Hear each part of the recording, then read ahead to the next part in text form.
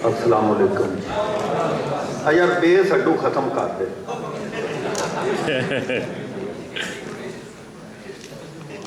माशाल्लाह बड़ी प्यारी ते चोखी सारी शायरी सुनी ते हर शायर आपको अपनी थां ते बेहतरीन अपने जिहड़े चुनिंदा उन्होंने कलाम है सुनाया। इन्हों का सदन वालियां दा शुक्रगुजार हाँ कि चोखा शुक्रगुजार इस गलों आ कि इन्हें मेरी माँ बोली नूं थां दिती।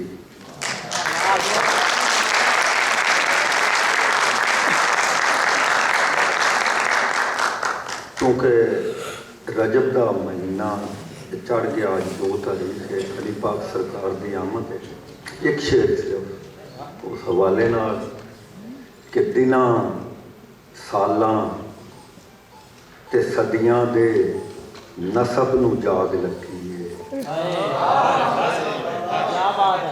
दिनां सालां ते सदियां दे नसब नूं जाग लगी है।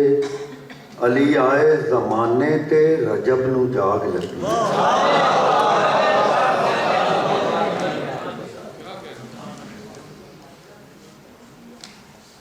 नज़मां माशाअल्लाह बड़ियां सोहनियां सोहनियां सुनिया, बहुत आला आला नज़मां, सारे रंग नज़म दे।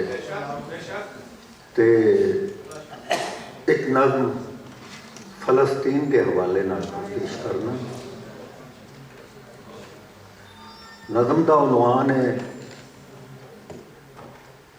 मत्था वेख के डम्मण आलिया। मत्था वेख के डम्मण आलिया, कदी कदी तां रोवण मेरा आपदे आप ते हस पाउंदा है।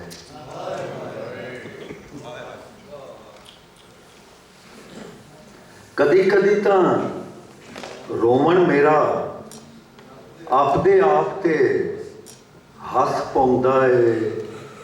कदी कदी तां खारे अथरू कौड़ पीड़ां दी पुणदे पुणदे मिठे लगन लग पौंदे। कदी कदी तां रात नखुट्टी, कदी कदी तां रात नखुट्टी